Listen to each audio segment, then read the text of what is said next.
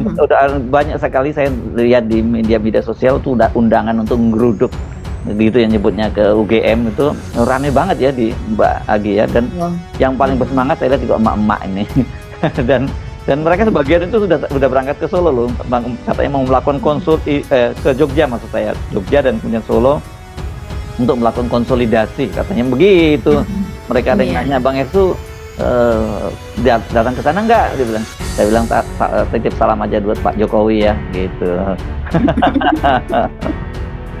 Iya, ini adalah bagian dari wisata, begitu ya Mas Efsan? Ya, itu kata Bima Arya itu, wisata Jokowi. Ya, dan kali ini ditambah dengan wisata UGM. Jadi ada wisata UGM dan juga ada wisata Jokowi. Jadi kalau ada wisata Jokowi, tentunya ada Pak Jokowi loh di situ. Karena hari-hari kan juga Pak Jokowi selalu ada sih biasanya. Jangan sampai Pak Jokowi nggak ada, nanti kecewa karena ini sudah sangat direncanakan. Tapi katanya udah mulai dibatasin Mbak, katanya nggak sebebas biasanya kan. Betul, mendengar di lapangan, saya melihatnya di media sosial ya, karena saya tidak ke sana langsung, dan banyak sekali yang mengatakan bahwa itu sudah mulai dibatasi, sudah mulai ketat lah seperti itu. Awalnya kami menduga, kami datang itu UGM siap dengan mereka kan bilang punya 36 bukti termasuk KRS, KHS gitu. Ternyata nol, tidak ada satupun yang disajikan di atas meja. Bahwa mereka mengatakan ada semua, lengkap. Kita tidak tahu. Tapi kami tetap minta. Oke, minimal skripsinya. Kita kaget, minimal kan skripsi itu sudah disiapkan. Ternyata Pak Sigit masih perintah, tolong diambilkan dulu skripsinya itu. Ini fakta ya, ini fakta. Saya nggak nambahin, nggak ngurang. Baru setelah skripsinya datang, masih ada sedikit drama lagi. Ketika kita mau lihat skripsinya, sekretaris rektorat mengatakan, nanti dulu, itu melanggar undang-undang keterbukaan publik. Saya bilang, Mas, saya adalah penyusun undang-undang keterbukaan informasi publik nomor 14 tahun 2004. Saya anggota DPR ketika undang-undang itu disahkan. Bahkan ketika undang-undang keterbukaan perlindungan informasi publik, saya menyusun sampai dengan 2019 sebelum itu disahkan di tahun 2024. Jadi saya melihat betul isinya apa, dan naskah semua tadi ramai. Saya baca betul naskah akademiknya, ya. Terus tadi dia bilang secara hukum gini, mau secara hukum apapun yang disahkan tetap DPR, ya kan? Harus dibuka. Akhirnya itu diperlihatkan skripsinya.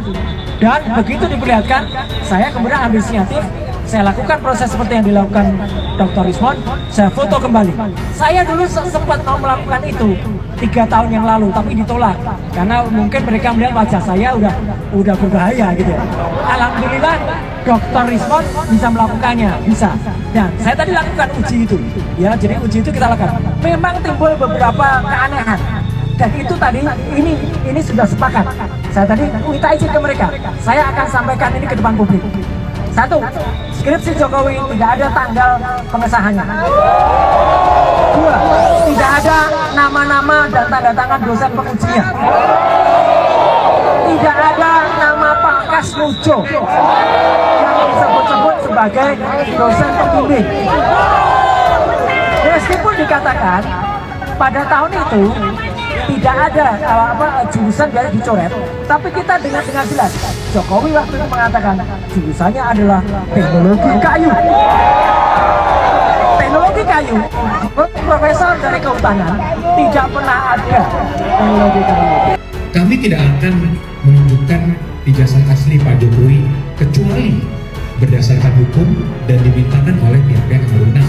Ijazah Bapak Joko Widodo ada, asli, dan sudah jelas dikonfirmasi oleh pihak Universitas Gadjah Mada. Dan selain pada itu juga sudah pernah berkali-kali ijazah Bapak digunakan dan dikonfirmasi oleh KPUD dan KPU Republik Indonesia.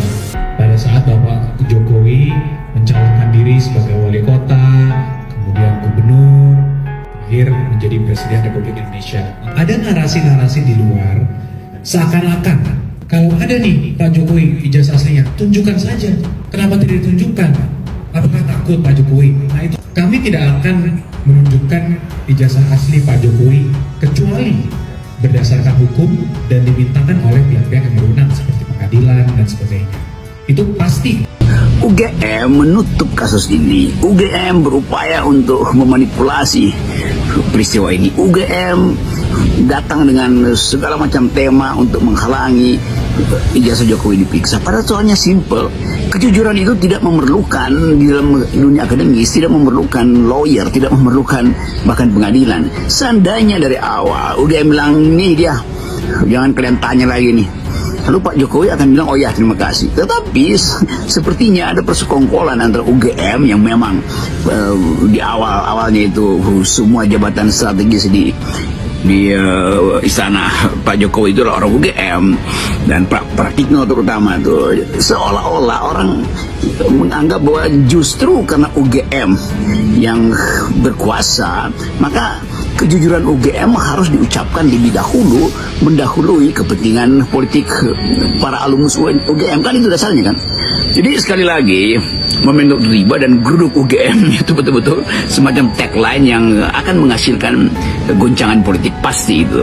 Dan bahayanya adalah kalau UGM menganggap bahwa dia masih punya argumen, dia tidak bisa membuktikan. Memang dalam hukum pidana siapa yang mendalilkan dia mesti buktikan. Egy Sujana mendalilkan dia mesti buktikan. Roy Suryo mendalilkan dia mesti buktikan.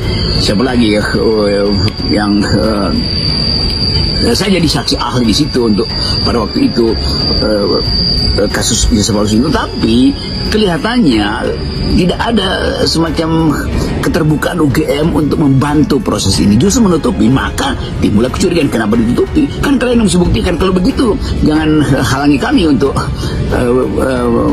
menggeruduk UGM sekarang, karena itu pembuktian yang paling drastis. Kan begitu pikiran kalangan kampus dan mereka yang menganggap bahwa UGM itu kok menjadi konservatif. Jadi sekali lagi momentum geruduk UGM ini adalah satu peristiwa intelektual ketika kampus yang seharusnya mengucapkan kejujuran maka dan ketika dia menunda atau bahkan menghalangi kejujuran yang diucapkan, malah kemarahan. Itu dasarnya. Kan kita tahu bahwa kampus itu ada sumber dari perubahan. Nah ini sebetulnya yang jadi paradoks. UGM digeruduk oleh kalangan intelektual, padahal UGM adalah kawah canda di muka untuk mendidik masa depan generasi. Kita anggap UGM itu ada di Jogja. Jogja adalah kota pengetahuan, Jogja adalah kota kejujuran, Jogja adalah kota keberanian. Ya. Nah, jadi kembali ke menjelaskan ijazah yang milik saya itu, yang kemarin tidak saya bisa jelaskan, itu adalah 15007 ini 15007 itu adalah menunjukkan nomor alumni UGM saya. Jadi setelah 1 tahun kemudian Pak Sumaryo kan tadi 13.000 sekian, sekarang 15.000 sekian. Ya karena dari seluruh UGM itu sekarang saya alumni ke 15.007. Kemudian STBWT adalah inisial nama dekan dan sekretaris, karena masih sama, belum berubah ya. Dekannya masih Pak Sutoyo Cokroharjo dan sekretaris fakultasnya adalah Bomo Pikantioso. 79 adalah tahun kelulusan ini, 79. TGDST itu adalah teknik geodesi dan ST itu sarjana teknik. Kemudian 6923 itu memang kode jurusan teknik geodesi 69, dan saya adalah alumni ke-23. Jadi Pak Sumaryo tadi alumni ke-16, setahun kemudian cuma nambah sekitar, jadi udah mulai banyak itu, itu nambah 7 orang kan, 1 tahun dalam 1 tahun itu. Jadi itu. Jadi saya kira ini sudah jelas, fakultas teknik sudah jelas. Nah kemudian cuman persoalannya dengan ijazah yang sekarang ini beredar dan dianggap sebagai ijazahnya Pak Jokowi ini, itu ijazah yang kopinya beredar sebagai milik Jokowi, serba misteri ini. Lihat, nomornya kok hanya 1120. Apa makna ini? Tidak ada bermakna sama sekali gitu. Apa yang ditunjukkan oleh angka ini? Saya sangat curiga kalau misalnya Fakultas Kehutanan betul-betul manajemen manajemen pencatatan alumninya seburuk ini. Saya tidak percaya itu. Selain itu juga angka 1120 ini kok kayak kesannya ditulis asal-asalan ini persoalannya.